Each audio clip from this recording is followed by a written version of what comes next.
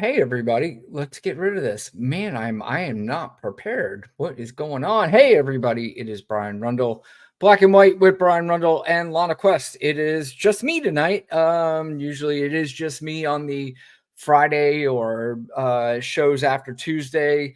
Lana will always be with me on Tuesday nights, but usually on the shows after that, I do those by myself. So I thank anybody for joining me, and we'll be back Tuesday night with Lana. And then, of course, we have the 11 days until the election. 11, what will seem very long and anxious days. There could be some incredibly insane, crazy things that happen over the next 11 days. I say could be. I almost assure you there will be. But it's time to buckle down. It's time to get serious. And, there's a lot of things that have been happening that I don't know if people are taking it as serious as they should. I mean, when we say that this is an election like no one, like no other, we heard it in 2016, we heard it in 2020, and both of those were absolutely correct. There was nothing wrong about those statements when you said that this was an election like no other. But this one is, I truly believe, a do or die election. And when I say I don't think people are taking it seriously enough, I'm talking mainly about the media. And we're going to get into that tonight, about how seriously or not seriously the media is taking this.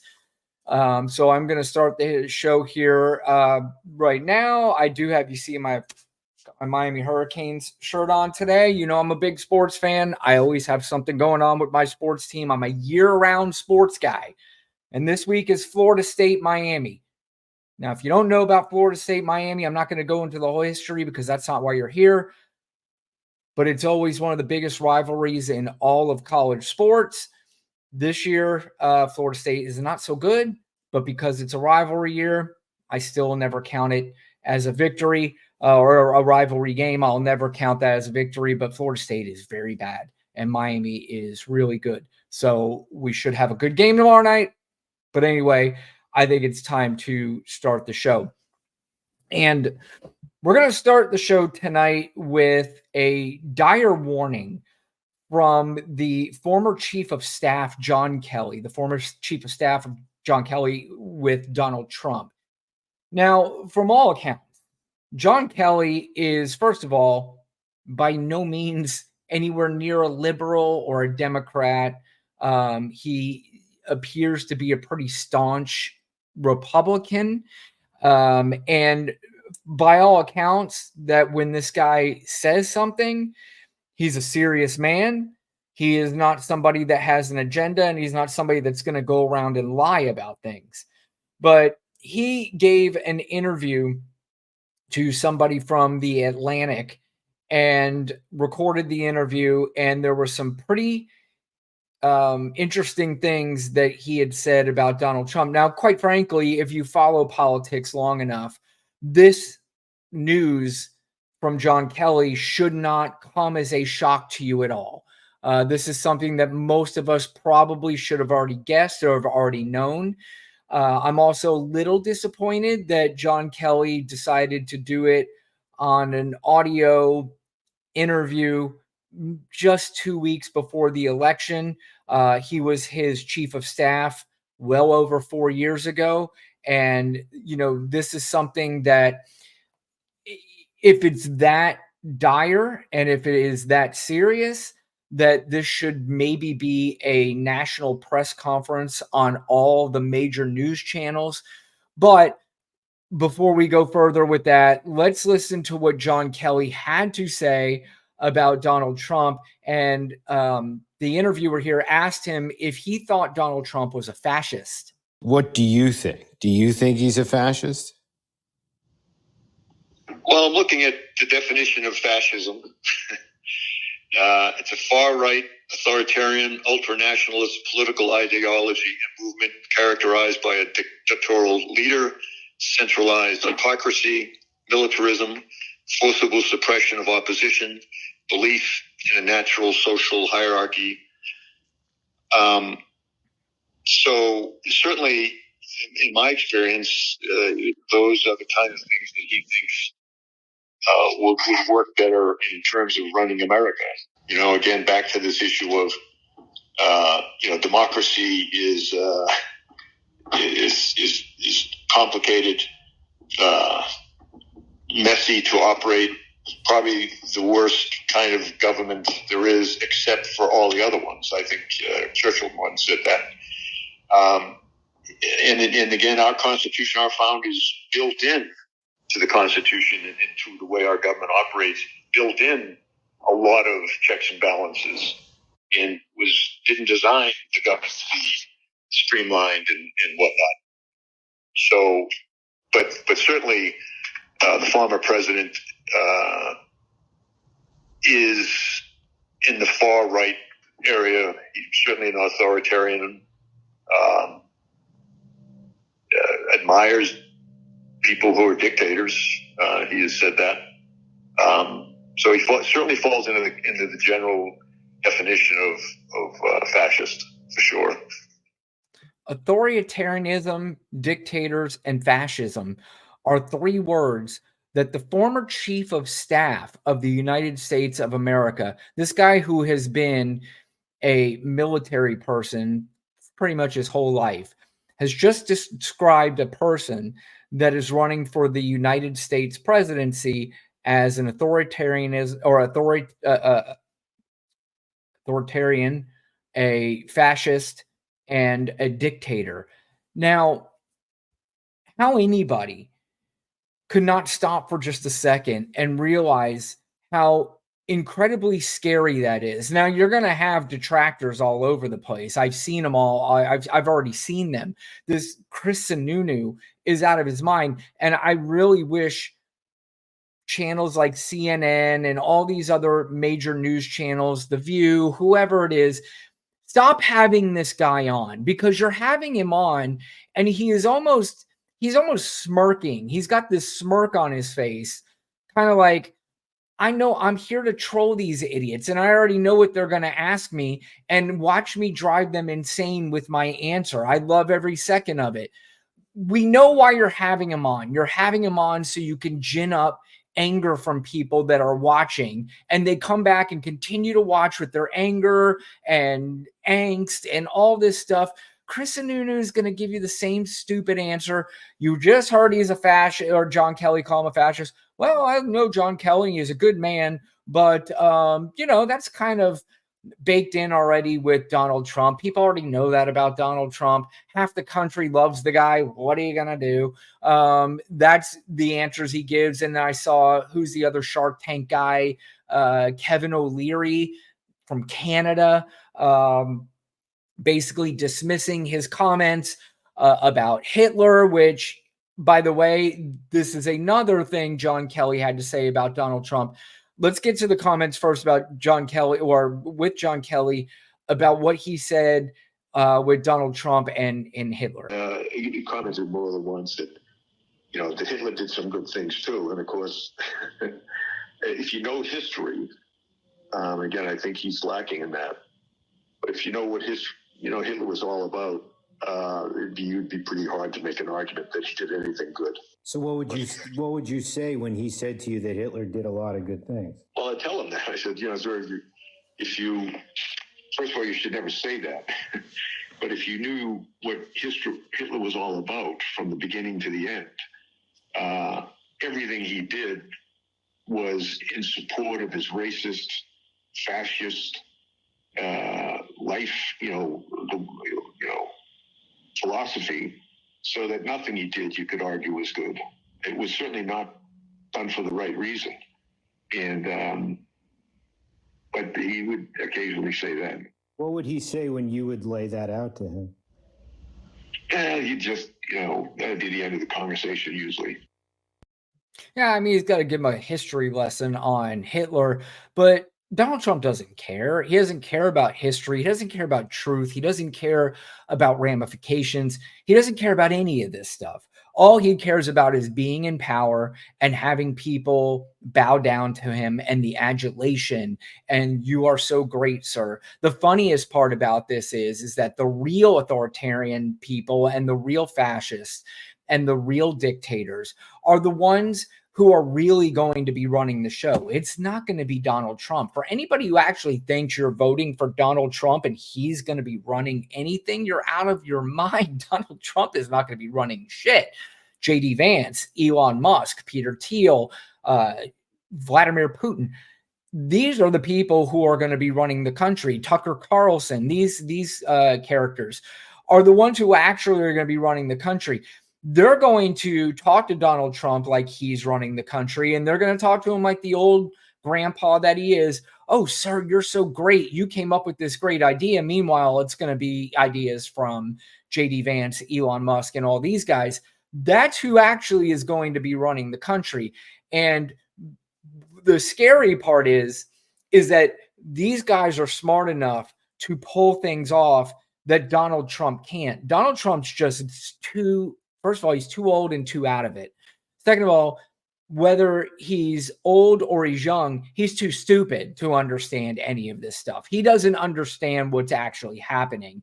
He does a good job with people who don't follow politics a lot. He does a really good job coming across like he knows everything, like he's very, very smart, but he knows nothing. He knows absolutely nothing about policy. He knows nothing about international affairs. He doesn't know anything about domestic affairs. He doesn't know anything about the climate. He doesn't know anything about abortion. He doesn't know anything about the economy. He doesn't know anything about anything.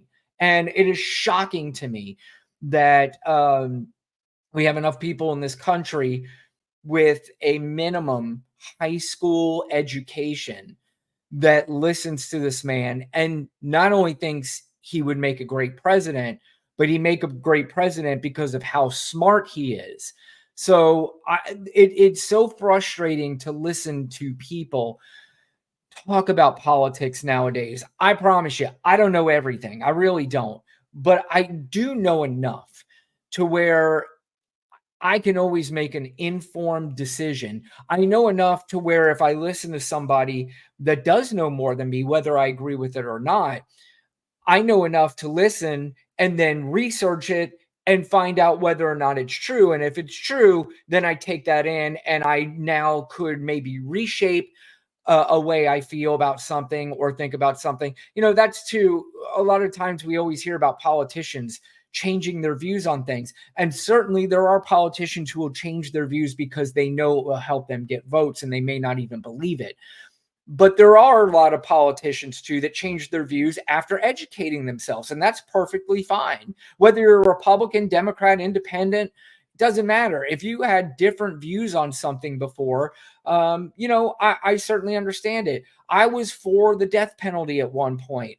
Now I'm not so sure. I mean, I do still believe there are cases where it is so egregious and it's so definite that I do believe in the death penalty in some cases, but I do start to think about it a little bit more and thinking about all the people who were put to death, and it wasn't done in it wasn't a fair thing that they were put to death.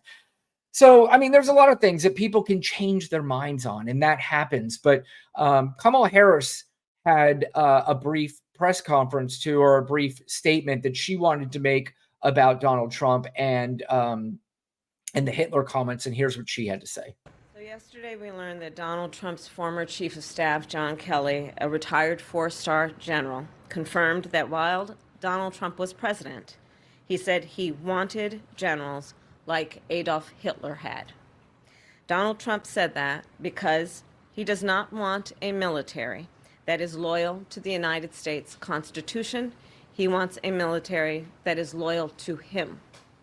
He wants a military who will be loyal to him personally, one that will obey his orders even when he tells them to break the law or abandon their oath to the Constitution of the United States.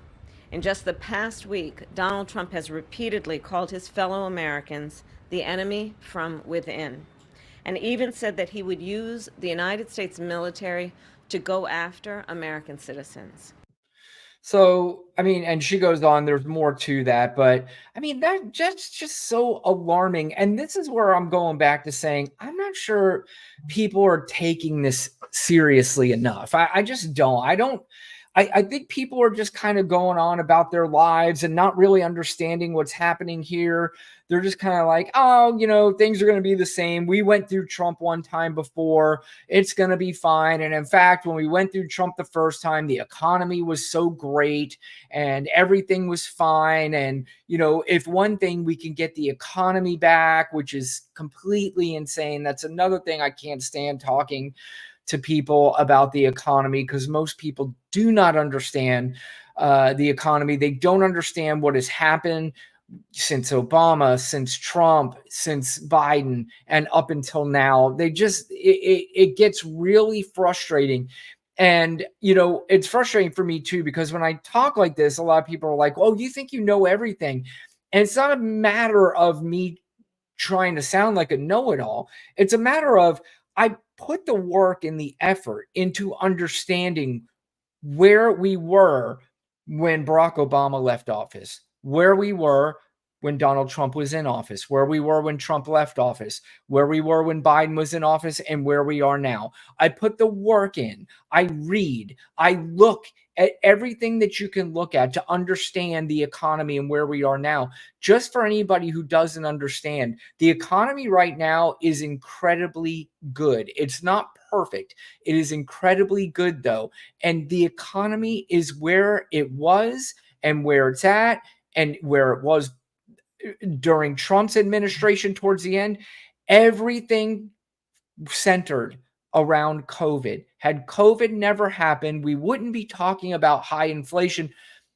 I mean, unless something else happened, but let's say everything stayed normal. We wouldn't be talking about high inflation. We wouldn't be talking about high interest rates. I can also tell you we would have never been talking about 2% interest rates, and we would never have been talking about gas prices below $2 had it not been for COVID. That had nothing to do with Donald Trump. Absolutely nothing. I put the work in, like I said, to learn all this. If you disagree with that, I'm willing to do more work. You show me exactly what Donald Trump did in the end of his presidency that made gas prices low and interest rates at 2%. What specifically did Donald Trump do? Yes, it partially happened under his administration, but it had nothing to do with him. Because just think about it. 2% interest rates happened under Donald Trump, and then it actually spilled over into the beginning of Joe Biden's presidency. So if 2% happened at the end, if Donald Trump could have done this the entire time, he had a Republican Senate, he had a Republican House when he first took over the presidency. Why did he not have 2% interest rates when he first took over? Isn't it funny that it only happened when COVID hit? I mean, just think about it logically for a second. Donald Trump doesn't come in and go, yeah, these interest rates were way too high. I'm going to make them lower. Gas prices, way too high. I'm going to make them lower. That's not how the presidency works. And Donald Trump had nothing to do with any of that. The economy was decent during his run because the economy was already on a large upswing after Obama had left. And then Donald Trump just basically sat in office and didn't do anything until he passed really one major piece of legislation, and that was his tax cuts for the ultra wealthy. And then when he passed those tax cuts, and then you added them to everything with COVID and everything else that he did during his presidency, he had over $8 trillion in debt, or was right at $8 trillion, where Joe Biden's was half of that. He was half of that in the debt. So again, it's just frustrating. But again, if you're listening to this and you disagree with me, please, by all means, send me messages. I always say my email address is in the comments or in the section below. You can email me anytime you want to about this if you have legitimate proof that everything that I'm saying is incorrect. But I will tell you, I've spent a long time looking at all this stuff. Not just, I didn't look at this right before I came on. I've been spending years, because it is part of my job. Part of my job is to look at the economy and understand all this. But going back to the fascist, calling Donald Trump a fascist. Well, Mike Johnson and Mitch McConnell had the balls to come out today and say Kamala Harris needs to tone down the rhetoric by calling Donald Trump a fascist. And again, this is the gaslighting I always talk about. They gaslight the people who want to believe it, but you're not gaslighting people like me. You're not gaslighting probably people that are watching this show, because they're too smart for that. You can't gaslight somebody that can't be gaslit. You can only gaslight the people that are willing to be gaslit. And unfortunately, there's about 47% of the country that's willing to do so. But I will say, and this is something, I have a lot of cable news clips tonight, and I'm not a cable news fan. I don't watch CNN, I don't watch MSNBC, and I sort of only watch Fox or Newsmax or any of the other ones. But I will say Jake Tapper did a pretty good thing here today or yesterday about when calling out Mike Johnson and Mitch McConnell and using sort of a smart ass way to do it. Expressing concern about Kamala Harris calling Donald Trump a fascist. Let's show an example of Harris doing exactly what McConnell and Johnson are taking issue with. She's a Marxist, communist, fascist, socialist. I'm sorry, the control room, that was actually Donald Trump calling Kamala Harris a fascist in September. Control room, are you ready? Please run the clip of Kamala Harris calling Donald Trump a fascist, which offended the Republican leaders. Somebody's got to explain this one. There's a radical left, Marxist, communist, fascist. Okay, again, I'm sorry. That was Trump calling Harris a fascist. I apologize. Control room, can we get it together? Johnson and McConnell are very upset that Kamala Harris called Donald Trump a fascist. Please roll the clip. Humor me. Authoritarian, admires people who are dictators. He has said that.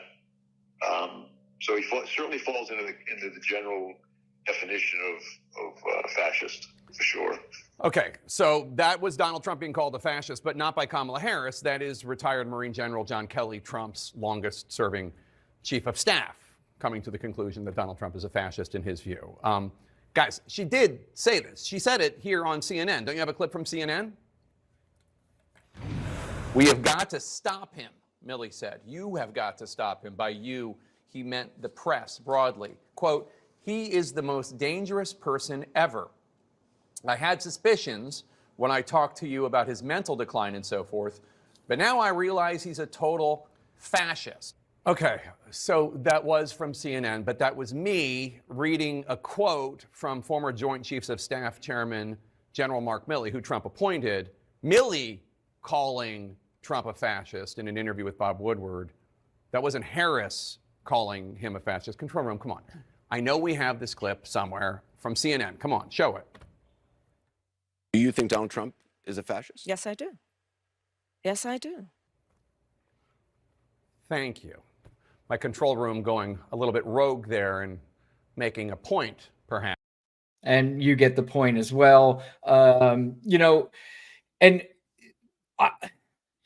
it's good Jake Tapper did something like that, you know, but this is the kind of thing when you have Donald Trump, who clearly has rhetoric about authoritarianism, about fascism, about dictatorships, that this is the kind of stuff that CNN, MSNBC, NBC, CBS, all the other news channels, because, you know, it's not going to happen with Fox. It's not going to happen with Newsmax. They're 100% in the Donald Trump fascism camp. So they're not going to give out the warnings that these other news channels are going to give out.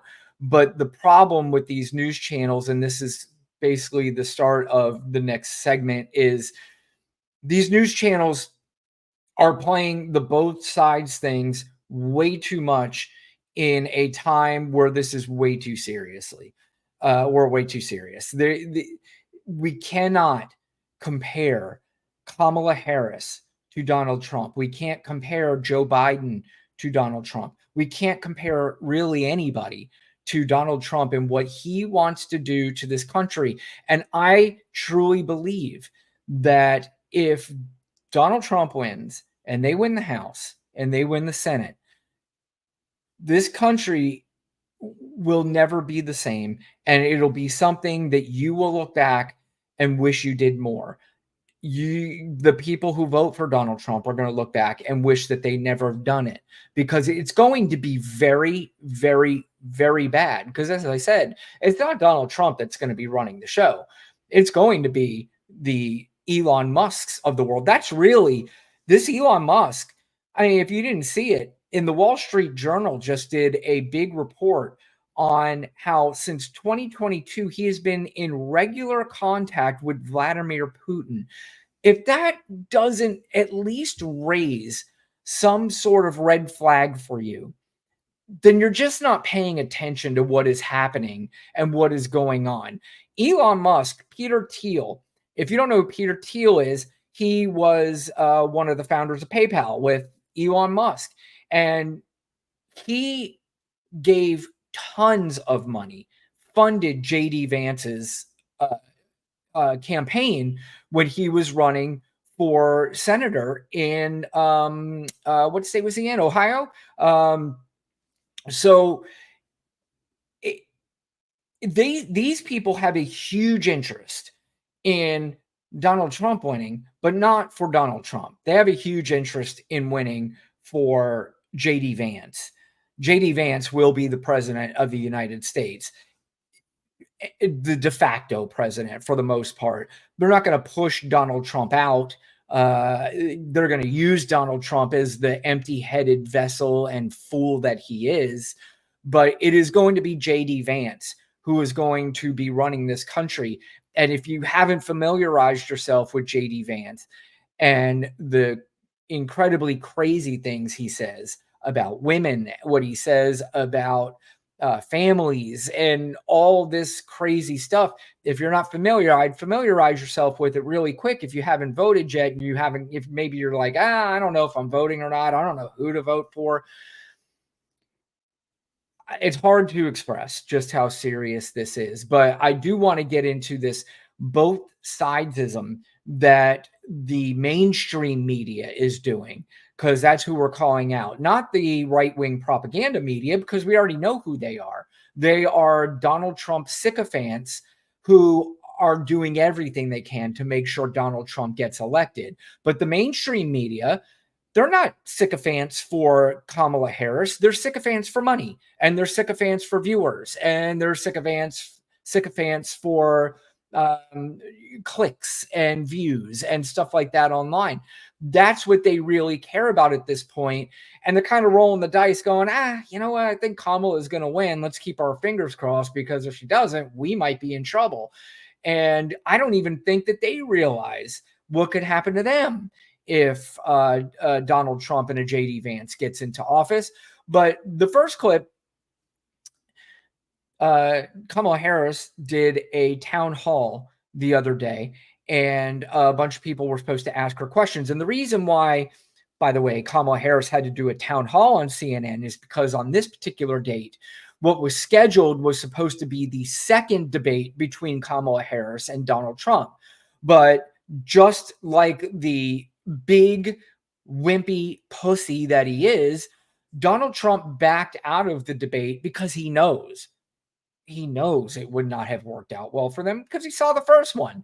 He saw the first one and knew there was no way he was going to take the time to prepare for a second one against Kamala Harris, who absolutely destroyed him in the first one. I mean, just destroyed him so badly that the guy who goes around and says anytime, any place, and he'll take on anybody, anywhere, he knew better. He knew that it wasn't going to work out for him, so he canceled this debate. So she did a town hall and did a great job. She looked presidential. She sounded presidential.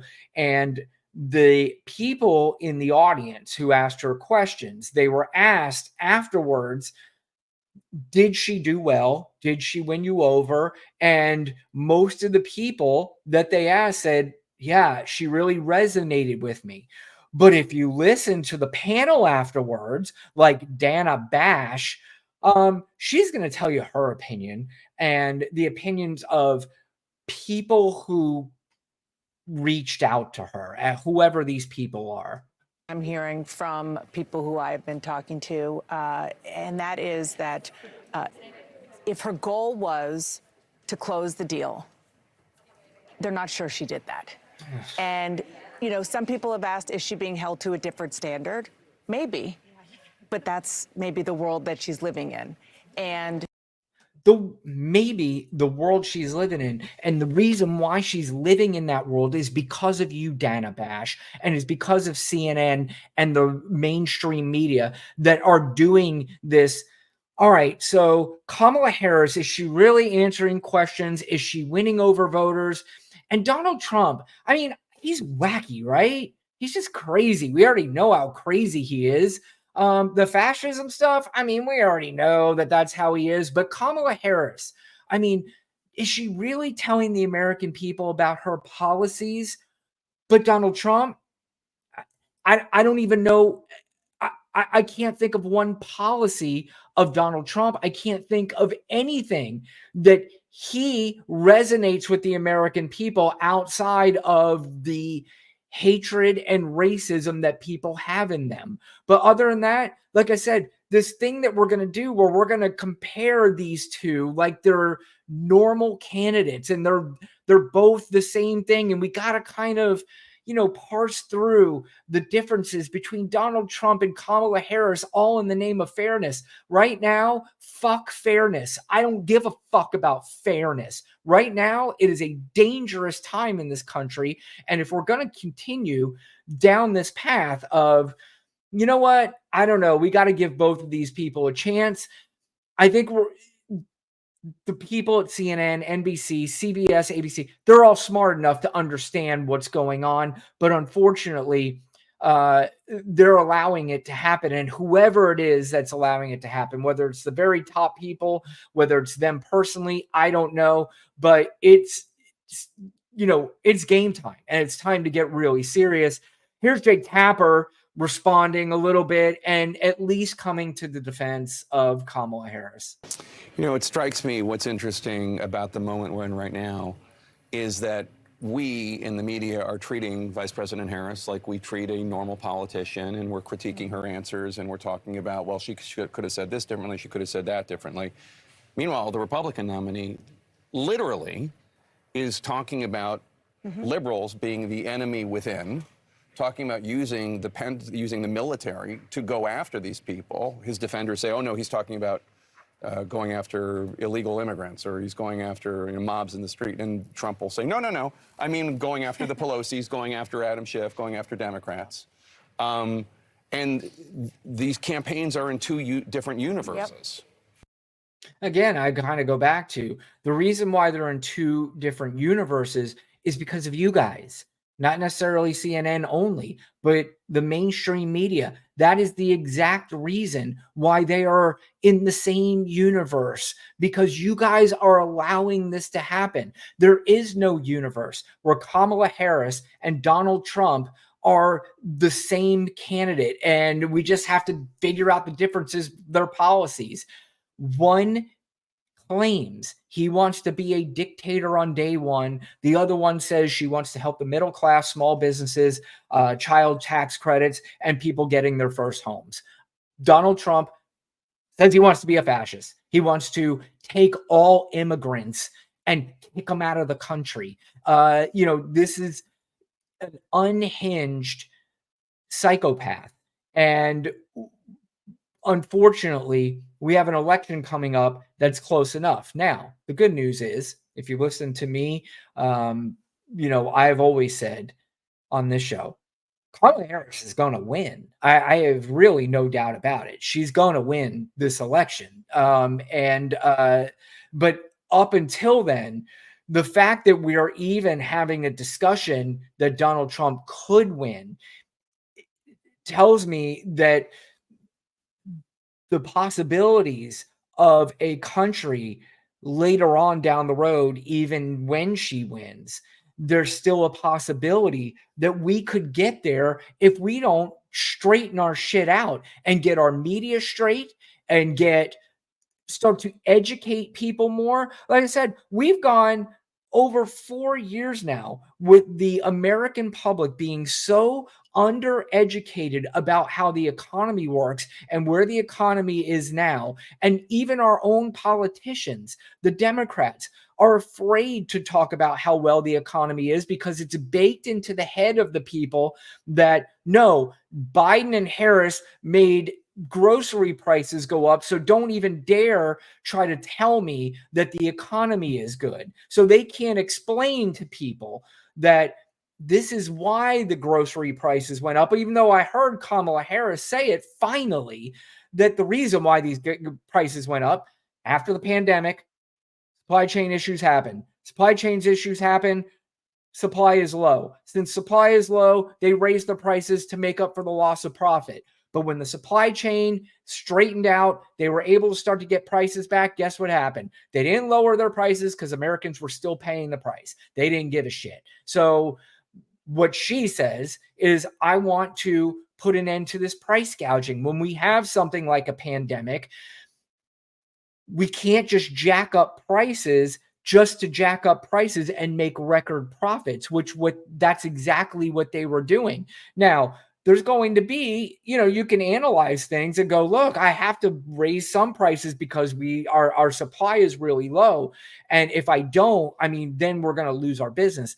That's one thing. But if you have the supply now and you are continuing to keep those prices high and you're not lowering them, we're not doing that anymore. And anybody that doesn't think that that's a good idea, or anybody who doesn't think that Kamala Harris's price gouging plan is not a good idea, I'd love to hear the reason why. Why is that not a phenomenal idea? But back to people who are making the case now. And like I said, they may be making it a case a little bit too late. This is somebody I'm not, I haven't been a big fan of over the last few years because he just seems to be back and forth. He said one of the dumbest things I've ever heard a commentator say when he said, this was in the beginning of Donald Trump's presidency. He gave a speech, and this is Van Jones when he said, this is the day that Donald Trump became president of the United States, or became presidential. And then, of course, like we all knew from the rest of his presidency, he went batshit crazy, and he's going to be even batshit crazier if he wins, but don't worry, he's not going to. But Van Jones actually said, I think the American public, some of them, are a little frustrated that these two are taking the same exam. And after he said that, actually came up with a very, very, very good line. Kamala Harris and Donald Trump are not taking the same exam. Yeah. And I think it bothers people. They're not taking the same exam. He gets to be lawless. She has to be flawless. That's what's unfair. That's what's unfair. That's what's unfair tonight. That's what's unfair tonight. They're not taking the same exam. Look, she has policies. She may not articulate them perfectly every time. She may not put the stories in the right places, but she's fighting for actual ideas that will help real people. And he's talking about people's penises. And so they are not taking the same exam, and that's pissing people off. It's pissing me off. But again, see, it's just he has to throw in the little dig about she might not. Fuck all that right now. I'm serious, because I've said this before. If you're really concerned about a dictatorship, authoritarianism, you don't give anybody the sense that, oh, maybe Kamala Harris isn't saying anything that she should be saying, or she's saying it wrong, or she's saying that right now, if you truly believe, maybe if you don't care, maybe Van Jones doesn't care. Maybe a lot of people who have a lot of money who are going to be fine the rest of their lives don't care. Maybe some of these commentators are legitimately scared that if Donald Trump does win, they could come back and say, hey, man, I was saying bad things about Kamala Harris too. Who knows? I don't know. But right now, it's not the time for this shit. It's just not. But he is right. they're not taking the same exam. I think I said before they are not taking the same exam, and that he gets to be lawless and she has to be flawless. That is really about the most perfect line that you can use in the state of this race. It is outrageously ridiculous that they are being held to two completely different standards. One is a convicted felon with 34 counts, found guilty on all 34 by a jury of his peers. I don't give a fuck which state it was in. I don't care which city it was in. I don't care who the DA was. He's a felon, period. I'm not listening to that dumb shit. You, again, gaslighting and gaslight each other on that, not gaslighting me. The second thing is he was found liable for rape. He was found liable for sexual assault. And this guy's just running around the country and not only enjoying himself, maybe he's not enjoying himself, but he's running for president of the United States and he has a chance to fucking win. It's time to wake up. I don't know what we're doing. This is outrageously ridiculous. One more clip here. Another person that Charlemagne the God, he is the host of the Breakfast Club, was on with Anderson Cooper. And I found Charlemagne the God's appearance with Anderson Cooper very refreshing, because Charlemagne the God's somebody that gets on my nerves a little bit too, I got to admit, because he is one of these both sides kind of guys. And, you know, he's in the same sort of realm as Joe Rogan and these sort of podcasters who don't really know a lot about politics. They know some, but they like to give a lot of huge opinions on them without being 100% educated on everything that's going on. But I will say that Charlemagne the God did a great job calling out the media, calling out CNN, right to Anderson Cooper's face. I do like Anderson Cooper. I didn't particularly like the way he handled the town hall with Kamala Harris, and it has nothing to do with him being tough. I think all presidential candidates should have tough questions, but what Anderson Cooper did in that town hall is he kind of started going into the whole right-wing propaganda media questions, which that's another thing. These guys have bowed down to this ridiculousness of buying into the right-wing media narrative of things. So they feel like they've got to ask so the right-wing media doesn't criticize them. And who gives a shit? I mean, it's just so insane. But here's Charlemagne the God with Anderson Cooper. Tell me what your thoughts are on this exchange. It had a reaction. You know, Donald Trump, he, you know, for whatever you think about him, if you like him, if you hate him, he is certainly who he is. He's showing us who he is every single day. Yeah, which is a fascist. And it's crazy because you still don't have news networks having that conversation. Like when somebody Correct. says, when somebody questions Kamala Harris's blackness or is he a DEI hire, y'all will have roundtable discussions about that, asking that question. How come you're not having roundtable discussions asking, is Donald Trump a fascist? Actually not even asking it, stating it. I mean, when you look at the things that he's talking about doing, jailing journalists, jailing his political opponents, turning the military on American citizens. The guy said he wanted to terminate the Constitution to overthrow the results of an election. How come that is not the topic of discussion on networks like CNN every day? But do you every day is exactly right.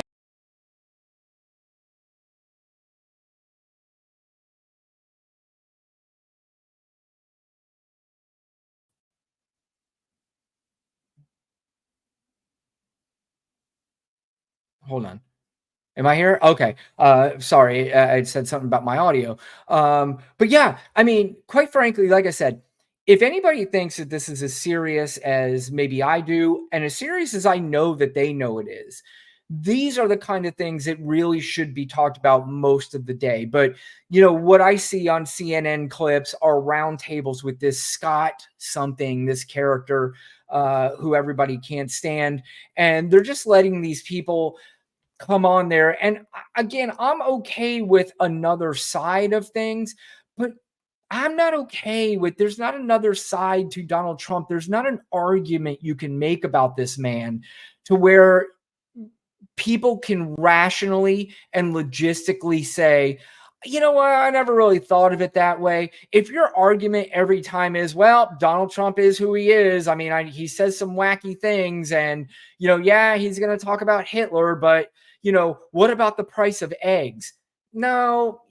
And then again, when they say that, channels like CNN, if you're a real journalist and you really do care about this, you should straighten them out about the price of eggs. You should straighten them out about the price of groceries and gas and all this stuff. But they don't do it. They just let these guys spew this nonsense. And these are the clips that go around that confuse the shit out of the American people. So now some people are like, gosh, I don't know, man. I mean, I know I hear the Hitler stuff. I hear the fascism stuff. But I mean, my pocketbook is going to be so much better if Donald Trump is the president. I literally had somebody tell me that today. She has a friend from overseas, and the son was telling them, they're talking about American politics because what happens in American politics affects the entire world. So these are people overseas talking about American politics. And the son said, yeah, but Mom, I know you think Kamala Harris should win, but wouldn't the economy be so much better if Donald Trump won? And nobody straightens this out. Nobody. Everybody. There are some, hell, there might even be some Democrats that are voting going, yeah, I mean, I guess the economy was better during Donald Trump, but, I really want my abortion rights, or I want whatever. No, you want your abortion rights, and you also want the improved economy. You want the greatest economy in the world. That's what we have right now. The best economy in the world by far. We are the envy of the entire world post-COVID in our recovery in the economy, the best one in the entire world. It's not even a question. It's not an argument. If Scott, whatever, on CNN tried to argue, somebody needs to blow back and say, you are absolutely, completely wrong. We have the best economy in the world, and don't even try to argue with me about it because it's not an argument. It is a fact. I'm not arguing facts with you. So these are the kinds of things that should have happened a long time ago. I think, unfortunately, since we're only 11 days away from the election, I don't know how many people are out there that haven't made up their minds, and I don't know how many people at this point's minds could be changed, but hopefully there are enough people out there that are on the fence, and that if they do decide to vote, first of all, if you don't vote, first of all, don't ever fucking say anything. I don't want to hear you if you don't vote. But let's say you are on the fence and you're definitely going to vote and you don't know who you're going to vote for yet. I do hope that there are enough people that understand, that truly understand, the differences between Donald Trump and Kamala Harris's economic plans, Donald Trump and Kamala Harris's plans for the middle class, plans for families, plans for small businesses, plans for pretty much everything. And then I also hope they understand the differences between Donald Trump's character and Kamala Harris's character. So I don't understand how this Charlie Kirk guy, I think he just started out, I don't know, is he a podcaster? I don't know how he really got his start, but he has started slapping together this Turning Point USA conference that he has every year. And this is really what it's coming down to. It is a Christian nationalist war against everybody else that does not think like them. That's basically what they are turning this election into. And if you do not side with the war, or you don't side with them, then be prepared for the war that we need to have in this country, even with our fellow Americans and our fellow citizens, because it is the Democrats who are ruining this country. It is the Democrats who are trying to destroy our way of lives, which, spoiler alert, is not even close to true. Democrats have absolutely no ambitions whatsoever to destroy Christianity. And part of the reason for that is that there are a lot of Democrats that consider themselves Christian. They just don't have the far right evangelical type Christian views that these whack jobs have. They think everything should be run exactly the way they say it should be run. Here's Charlie Kirk trying to explain to the audience there about how the Democrats are trying to ruin everything that God loves. Everybody is on the other side. The Democrat Party supports everything that God hates. The Democrat Party is espousing the death of the unborn, the mutilation of our teenage kids, open borders, the destruction of our sovereignty, the elimination of our currency status. Just so you know, if you're a MAGA person out there and you're watching this and you're like, yes, yes, yes, yes. No, no, no, no. None of what he is saying is true. None. You can take the, I've gone over the transgender thing. I've gone over all this stuff before in the past. You could take these tiny little stories and mold them into these monster anthills and try to make it look like these are what Democrats stand for. Kind of like the transgender commercial that you see all the time that Kamala Harris wants to give inmates transgender surgeries. First of all, she has said absolutely nothing about that in her campaign this time around. Second of all, when she was asked that, when she was running for president 5 years ago, when she was asked that, she was basically talking about the law that was already in existence, and that law that was in existence under the Trump administration, and that the Trump administration allowed as well. But let's listen to this whack job continue his nonsensical diatribe. I believe there is a spiritual battle happening around all of us, but don't expect a spiritual victory if our own pastors do not engage. Right now, this state is a Christian state. I want to see that to continue. But we need the faithful. We need those of you that have influence over your congregation to put pressure on your pastors. And those, if you're a pastor watching this right now, I hope this touches you. I hope you, and I'm looking right in the camera right now, I hope you give a Sunday sermon and you talk about how the Democrat Party believes everything that God hates. I hope you tell your congregation how to biblically vote. I hope you challenge them and tell them to get in the arena. Because everybody, we have 12.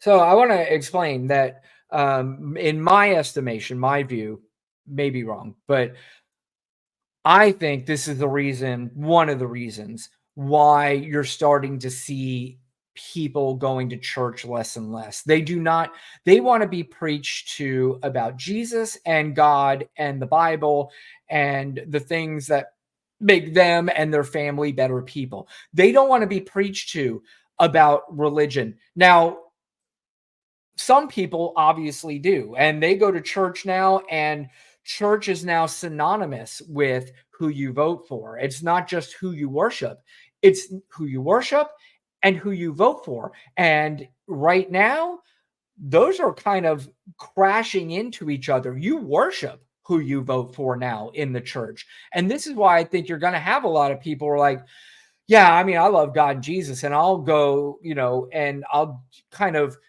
what do a lot of these religious people do? They homeschool. Well, you see a lot of people homeschooling themselves when it comes to Jesus and God and the Bible, because they don't want to be preached to about who they need to vote for. Because let's say you have a congregation in the church and you have 100% of the congregation. Well, I guarantee you 100% of the congregation isn't voting Republican and isn't voting Democrat, especially depending on where you live. But if you go into that church and you start preaching Donald Trump is our savior, some people are going to go, okay, well, yeah, I'm not going back to that church. That's not happening. So, that's why I think a lot of people are not going to church anymore. But I also, this one is pretty interesting. This is Tucker Carlson. I think before I even comment on it, I'm going to let the clip play, but let me warn you, if you haven't seen it, it's extremely cringy. It's extremely creepy, but this is him. Just listen. To light a joint at the breakfast table. If you allow your hormone-addled 15-year-old daughter to slam the door of her bedroom and give you the finger, you're going to get more of it. And those kids are going to wind up in rehab. It's not good for you, and it's not good for them. No. There has to be a point at which dad comes home. Oh, boy. That's right. I want to point out, I pointed this out on shows before, but Tucker Carlson likes to come across as a tough guy. Just look at him for a minute. There's nothing tough about Tucker Carlson. Nothing.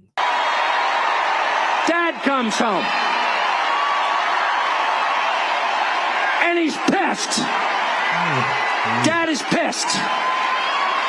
He's not vengeful. He loves his children. By the way, the creepy part's coming. Disobedient as they may be, he loves them. Because they're his children. They live in his house.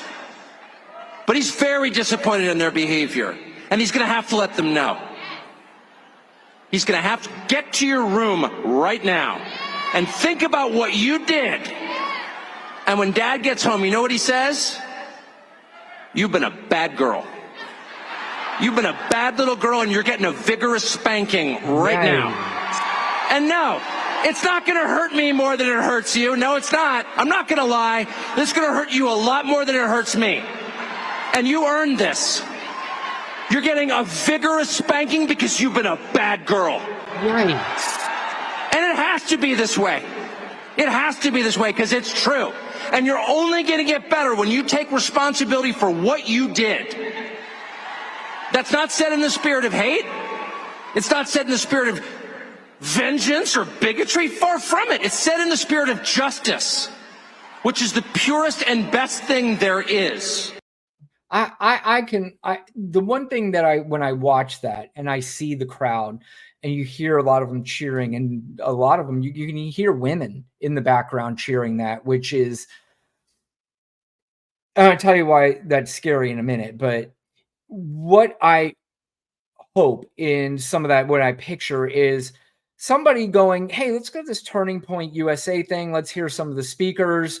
You know, I've never been a big voter before. Maybe I could be convinced. And they're sitting in there, and you have a husband and wife in there who has a daughter, and they hear Tucker Carlson say this.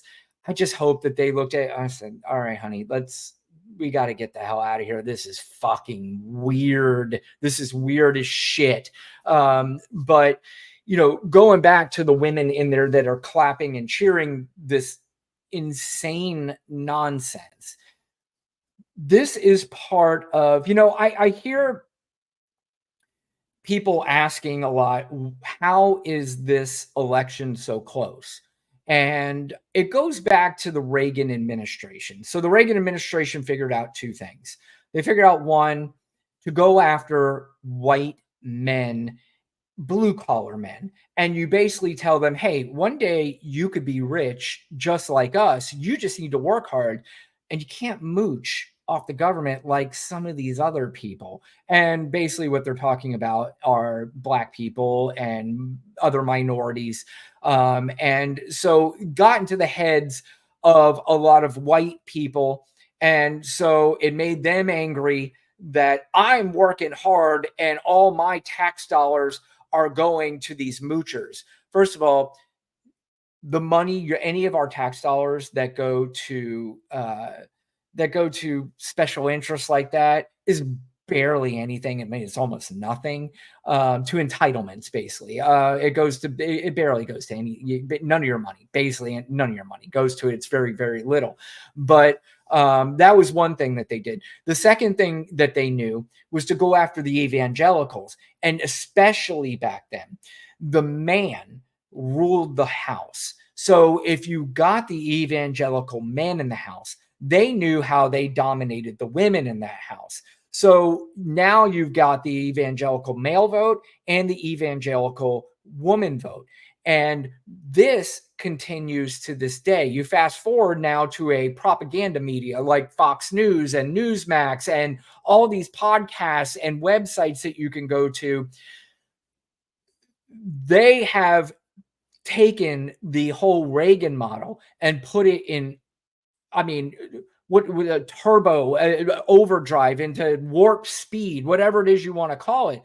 So now it's so ingrained with a lot of people, but their only problem is, and the reason why they have fallen behind and they don't win the popular vote anymore, is because women have become more independent. And you also have a lot of men who are okay with women being independent. They want their wives, they want their girlfriends, they want their daughters, their mothers. They want these women to be independent. You know, I don't honestly, I don't know if I'd ever want a woman in my life that just bows down to everything I say. I mean, that's, I don't want that in my life. But this is what the Charlie Kirks and this is what the Tucker Carlsons and all these people want. They want this evangelical sort of right-wing Christian nationalism to happen, to where the man says and the woman does. Don't believe me?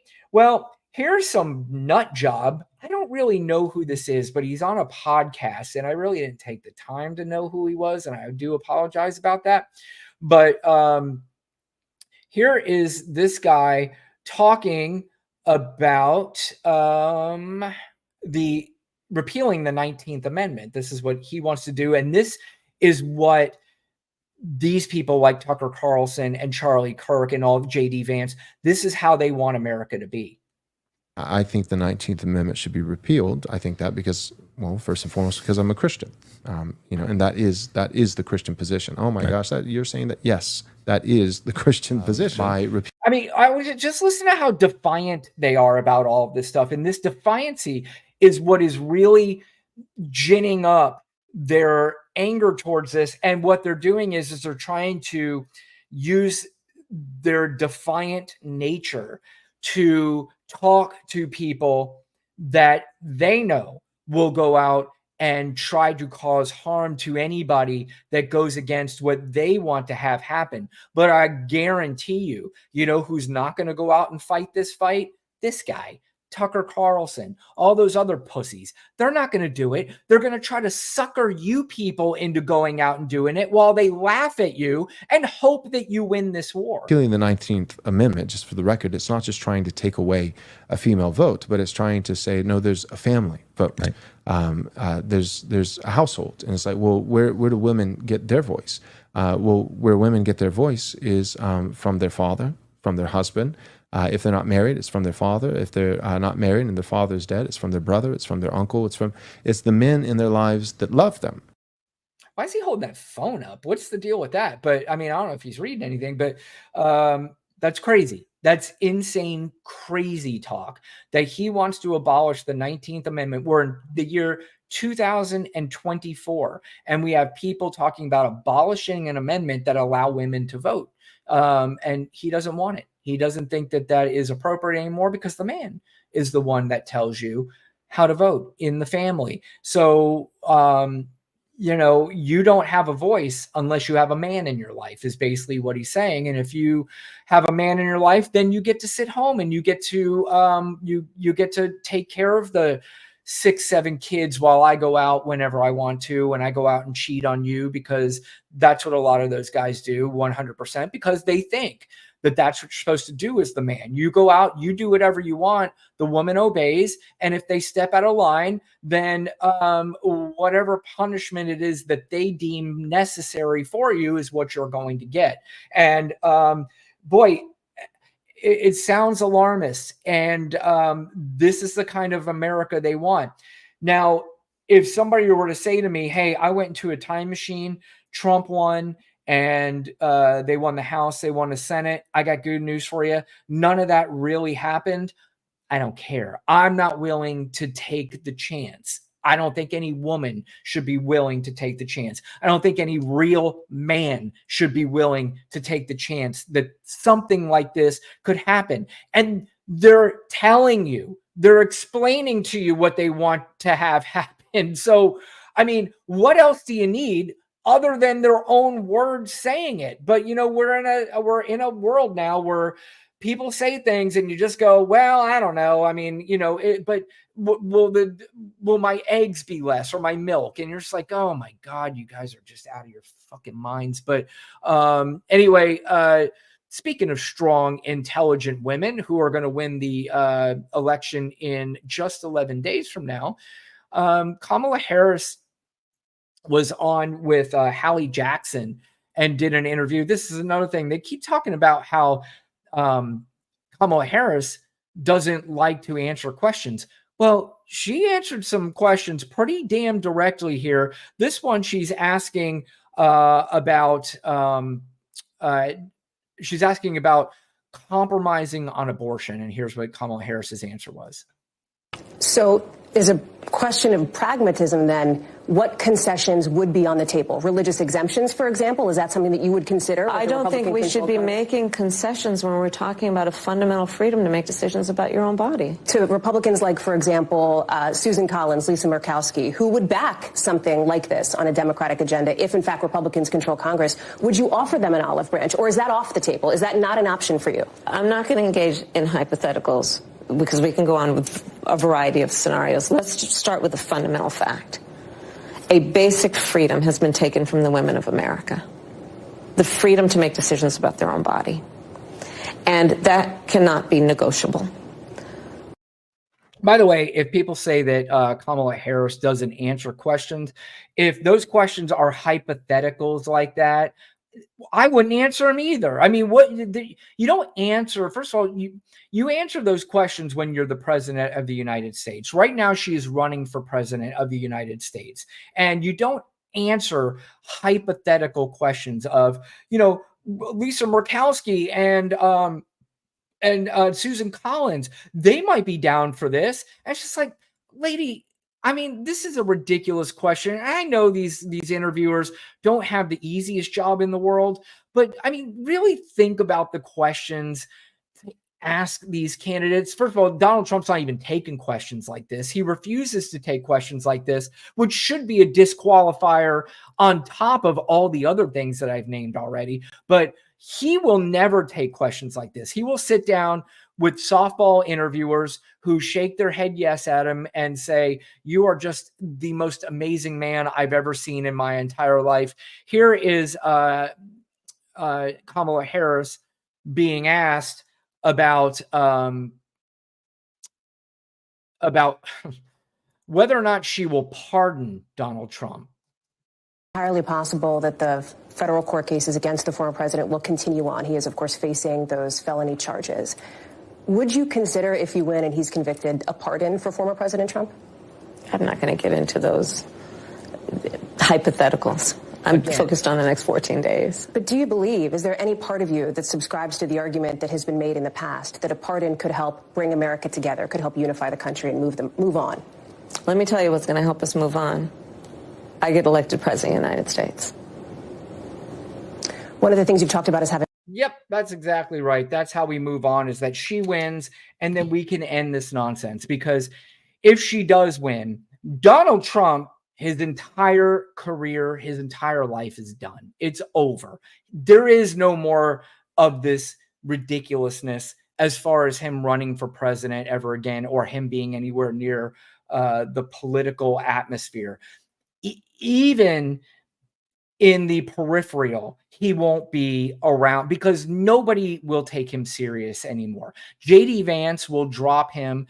Elon Musk, Peter Thiel, Vladimir Putin, Mitch McConnell, who half wants to get rid of him already, who actually, I shouldn't say half, he 100% wants Donald Trump to be gone, but he says it, but he doesn't have the real balls. If he had real balls, he would have had him convicted for the second impeachment, and we would never had to have dealt with this crap anymore. But he didn't have the balls to do it. So Mitch McConnell's another one. But all these people, Lindsey Graham, they will all drop him as soon as he loses this election, and he will be all by himself. Even his family, Melania, gone. She's probably already having relations with numerous other dudes right now because she wants nothing to do with them.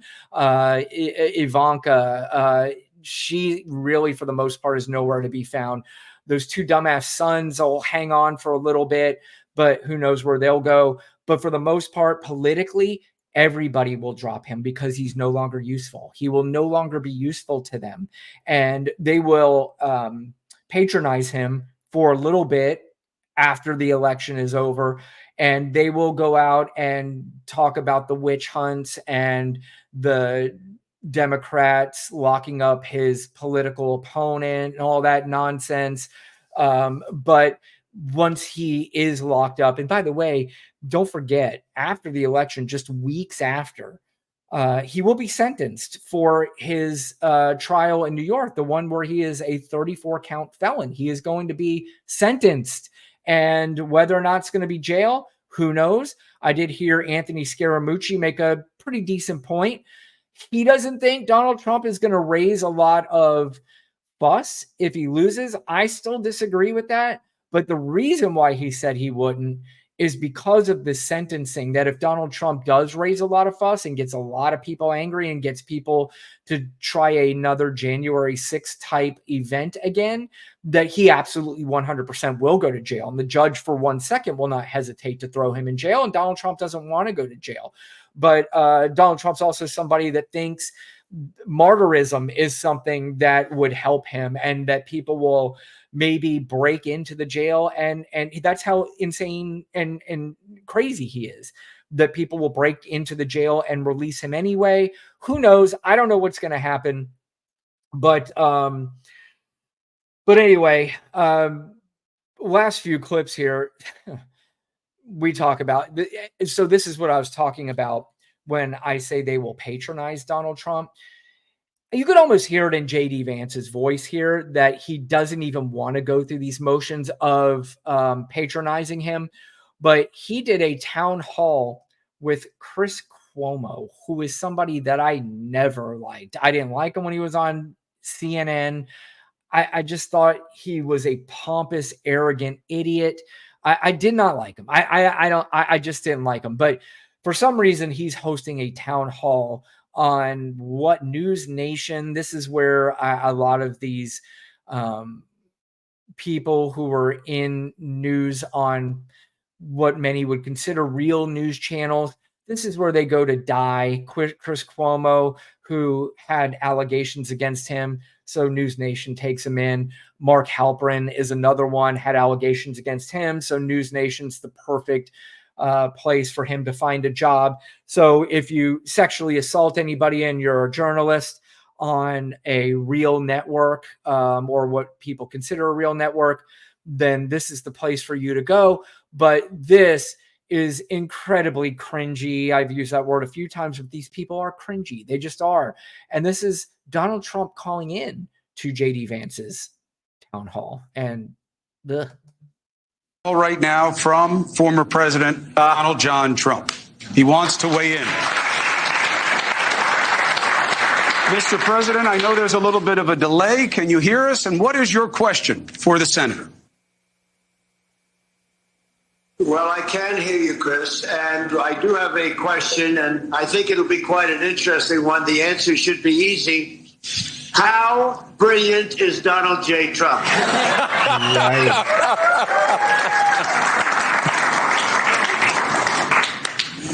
And he's uncomfortable with this question. He really thinks Donald Trump's a fucking moron. There's no question in my mind. First of all, he's already said numerous terrible things about Donald Trump. In fact, he called him Hitler. He was the first one I heard him call Hitler, but I heard anybody call him Hitler. But he can't stand Donald Trump. And I know he probably talks to people around him, go, listen, guys, I got to fake this whole thing. I'll really be the president, but let me keep up this ridiculous ruse. But this is his answer. First of all, he doesn't have an answer right in the beginning, and he laughs it off uncomfortably, and then finally has to go through the ruse. Take your time. Think about it. Well, first of all, sir, this is supposed to be undecided voters. I would hope that I have your vote, of all people. But here's first of all, sir, of course, you're very brilliant, and we both agree. We both agree that it's important to have very smart people running our government. But here's that I agree with. Donald Trump is certainly not the smart person that we need to run our government. That is 100% sure. But yeah, I mean, this is JD Vance being forced into a question that he clearly did not want to answer. He was uncomfortable with the whole thing, and he really probably can't wait for one of two things, for them to win or for them to lose, so he can move on from this ruse. The only reason why he teamed up with Donald Trump is because the Elon Musk and the Peter Thiels of the world convinced Donald Trump Jr., who is apparently friends with JD Vance. They convinced him to convince his dad that JD Vance is the man, and don't worry about it because we will have your back more than anybody. We will go out there. We will spend the money. We will campaign. We will do anything that we need to do to make sure that you win. So really our guy, JD Vance, wins. That's really what this all comes down to. And I mean, it's playing out. Elon Musk is literally not only going around and campaigning, but he's giving away $1 million a day to people who sign a petition. So, and you could even see the Department of Justice came out and said, hey, you can't do that. Enough is enough. And then for one day he stopped. And then the next day still is giving out this $1 million. So let's see what actually happens. And this is the kind, again, of America that we could be really morphing our way into, is where these basically these oligarchs and these multi-billion, the richest man in the world is really going to be the person that is running our country, and then he's going to be running the world. This is the scary shit that you saw back in movies a long time ago, where a billionaire just takes over the entire world, and Elon Musk absolutely 100% wants to do that, and he has now found an in. He's found a way that he might be able to do that. And we are not paying attention to this shit enough. I mean, it is just insanity to me that we are just kind of sitting back and going, I don't know, let's just kind of see what happens in the next 11 days. You know, I talked about taking this stuff more seriously, and that goes for everybody. There are a lot of people that I listen to, podcasters and people I find extremely brilliant. And, you know, I do get a lot of news from them, and I do get a lot of cues from them because I do really value their intelligence and I value their experience. But people like Jon Stewart and Pod Save America, I listen to, and I listen to these things. And even then, sometimes I find myself going, guys, I mean, we're giggling a little bit too much over this stuff. I mean, this shit is just really not funny. At this point, we're only down to 11 days. After 11 days, when she wins, we can laugh our fucking asses off. But right now, this shit to me, just to me, it's not funny. It's just not funny. And there are a lot of people really, really worried about what can happen to them. You know, I'm a older, straight, white male. So in my demographic, the chances of anything bad happening to me are slimmer. However, if I'm out there saying anything about Democrats, if I have a Harris wall sign in my yard, which I do, and there are stories around in other states where sheriffs are going around and taking down the addresses of people who have Harris and wall signs in their yards, you know, that kind of stuff could be scary for me too. So, you know, I don't know. I don't think people are taking this serious enough. People can't even tell me that I'm overreacting because I won't accept that. Right now, I just won't accept it. We'll wait 11 days. We'll see what happens. I still feel confident that she's going to win. And, you know, I hope you join me because I will come on live on election night. I don't know that Lana's going to come on with me. I think it's going to be too nerve-wracking for her. She's somebody, you know, she's got, I mean, look, there's a lot at stake for Lana. She's a woman. She is a woman of color. She has children of color, boys and girls. So family members, all that stuff. And for her, it's going to be really, really, really, really nerve-wracking, just like it should be all of us. But, you know, like I said, she's got more at stake.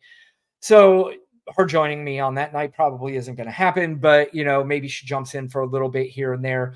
But anyway, I'm going to wrap up the show, play one last clip that I found. Patti LuPone. Does anybody know who Patti LuPone is?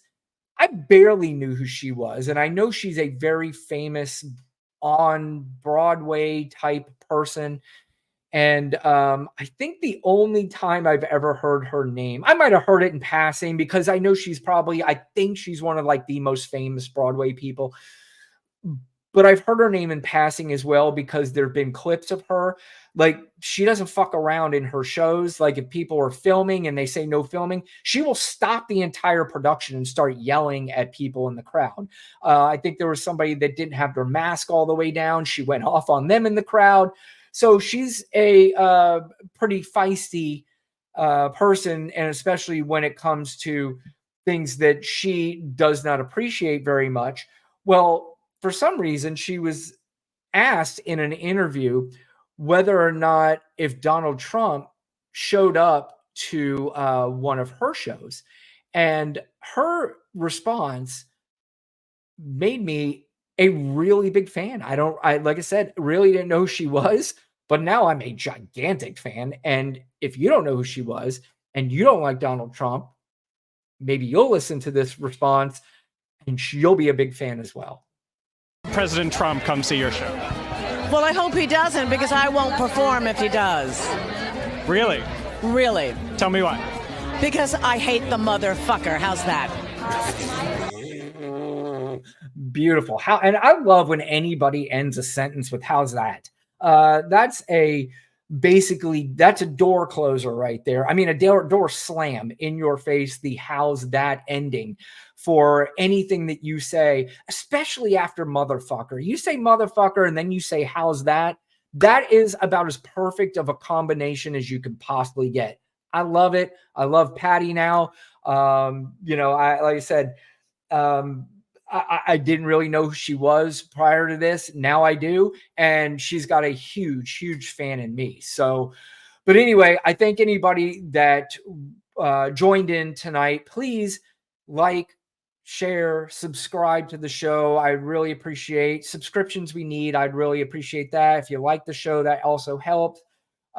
Join me again on Tuesday night. Lana will be with me Tuesday night. And you can also join her on her show, The Quest Show. She usually comes on Wednesdays or Thursdays. Hit the notification bell so you can figure out what day she comes on. She actually did pretty rough show to listen to on her last show. She spoke to a rape victim who got pregnant and had the baby, and basically spoke to her about her life and how she goes about living her life with a child that was obviously not planned and not wanted originally, and her story there. So it was really fascinating to listen to, really hard to listen to too. But the woman Emma on there, very brave, and she did a very great job. So I would check that out. And also, like I said, check us out on Tuesday night live at 8:00, 1 week before the election. And listen, guys, go out and vote. Get everybody you know to go out and vote. Pick up people. Take them there.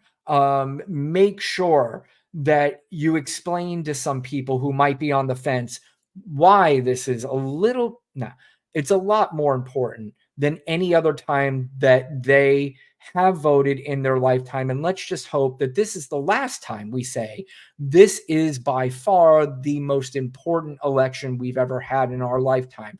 Hopefully this is the last time, because if, again, Trump wins the House, the Senate, and the presidency, this country is done. It'll be done. There's absolutely no question in my mind about that, but don't worry about it. Kamala Harris is going to win, and she's going to win big. You could take my word for it, and you can join me on election night, and we can all celebrate together. But anyway, thank you guys for joining, and we'll see you next time.